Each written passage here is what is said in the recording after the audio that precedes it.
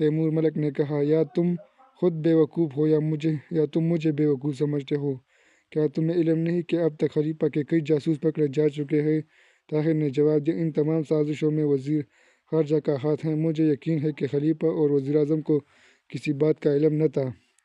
Timur ملک نے کہا، اگر تم نے ایسی ہی مستعدی سے سلطان معظم کے سامنے خلیفہ اور وزیر اعظم کی سپاہی پیش کی تو مجھے یقین ہے کہ تم فوراً اپنے 3 ساتھیوں سے جا ملو گے۔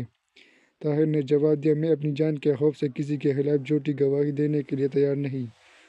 تیمور ملک اس کے جواب میں کچھ کہنا چاہتا تھا، لیکن ایک فوجی افسر نے اندر آ کر اطلاع کی کہ سلطان معظم کا ایلچی ملاقات کی اجازت چاہتا ہے۔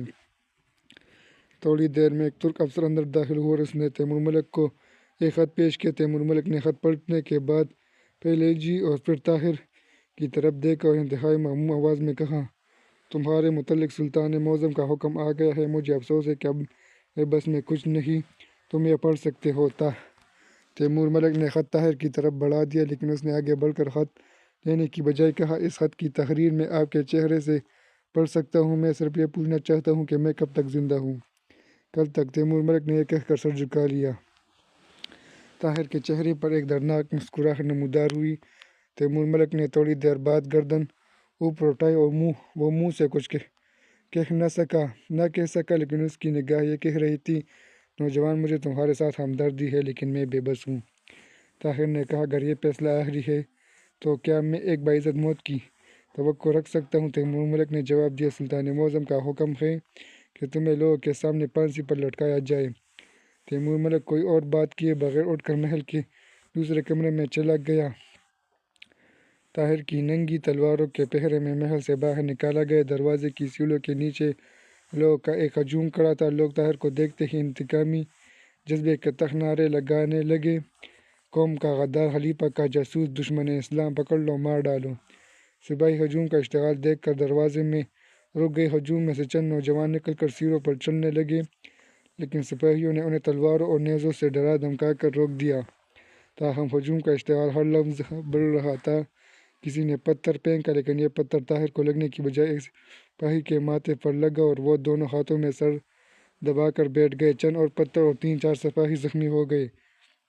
ایک فوجی افسر نے آگے بڑھ کر یہ کہنے کی کوشش کی کہ اس کی موت کا حکم صادر ہو چکا ہے، لیکن اس کی آواز لوگوں کے نعروں میں دب گئی اور ایک پتھر کھانے کے بعد اس نے چلا کر کہا، قیدی کو محل میں واپس لے جاؤ اور دروازہ بند کر دو۔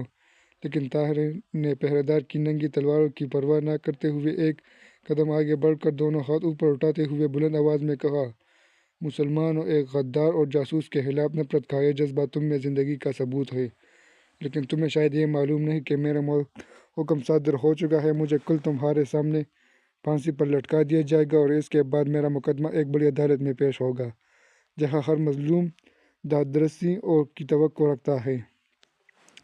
لوگوں کا شور کم ہو رہا تھا اور وہ نفرت اور حقارت کے جذبے سے مغلوب ہونے کے باوجود طاہر کی زبان سے کچھ سننا چاہتے تھے۔ لیکن ایک سپاہی نے طاہر کی گردن پر تلوار کی نوک رکھتے ہوئے کہا، تمہیں لوگوں کے سامنے تقریر کرنے کا کوئی حق نہیں۔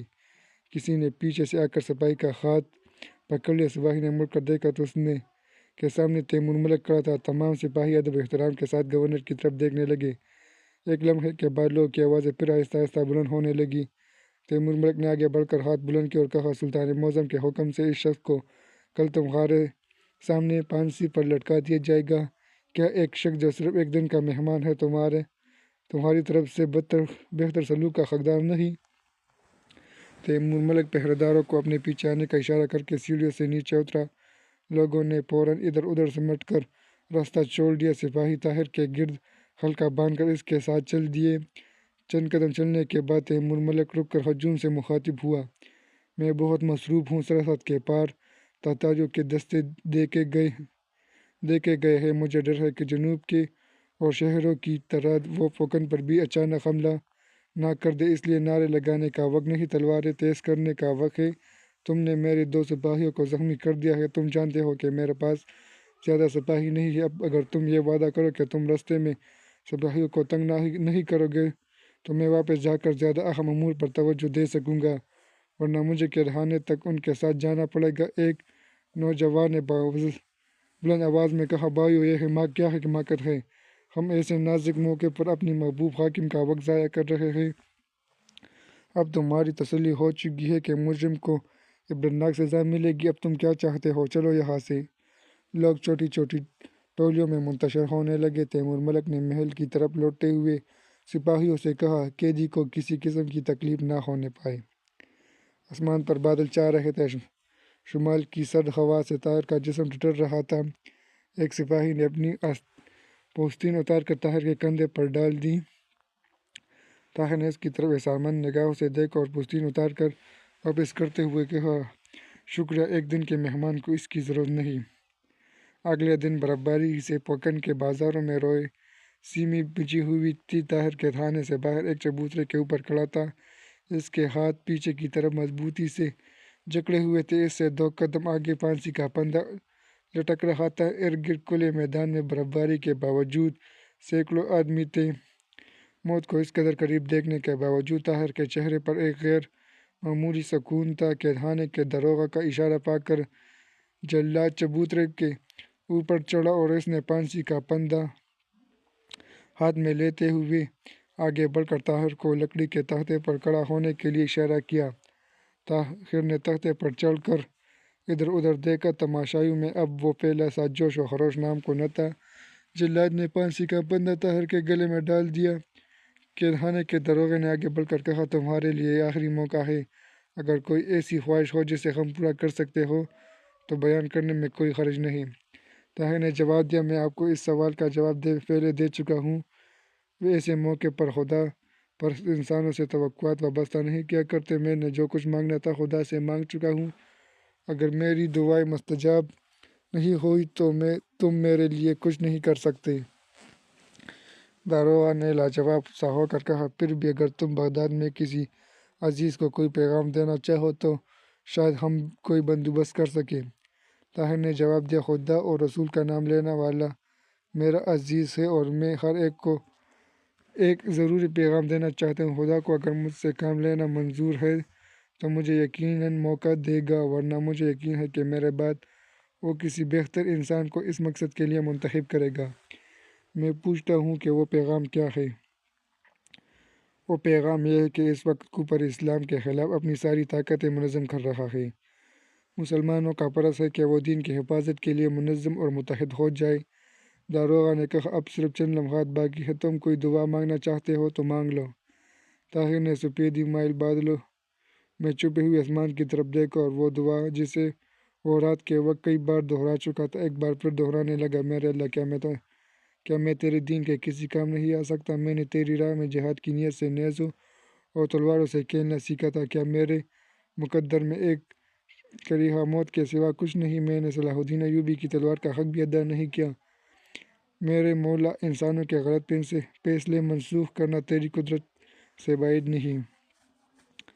جلاد نیچے سے تختہ کھینچنے کے لیے داروغہ کے اشارے کا منتظر تھا۔ تماشائیوں میں سے اب بعض ایسے بھی تھے جو طاہر کی طرف غصے یا بے اعتنائی کی بجائے ہمدردی کے ساتھ دیکھ رہے تھے۔ اچانک شہر کی طرف سے لوگوں کی چیخ و پکار سنائی دی۔ چند سوار گھوڑے بھاگتے ہوئے آئے اور ان میں سے ایک نے بلند آواز سے کہا، تاتاری آ رہے ہیں، شہر کی حفاظت کے لیے تیار ہو جاؤ۔ اس اعلان نے ایک لمحے کے لیے لوگوں کو مبہوت کر دیا اور دورے لمحے وہ تاتاری آ رہے ہیں، تاتاری آ رہے ہیں کہتے ہوئے اپنے گھروں کا رخ کر رہے تھے۔ تھوڑی دیر بعد جب داروغہ کے حواس درست ہوئے اور اسے اپنے فرض کا دوبارہ خیال آیا تو میدان خالی ہو چکا تھا۔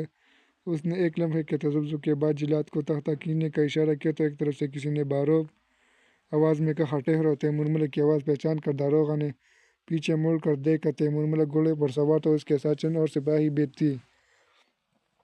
وہ چبوترے کے قریب پہنچ کر گھوڑے سے اترا اور چبوترے پر چڑھ کر طاہر کی گردن سے پھندا اتارنے کے بعد اپنے خنجر سے طاہر کے ہاتھوں کی رسیاں کاٹ ڈالی۔ طاہر نے جلدی سے سوال کیا، تاتاری کتنی دور ہے؟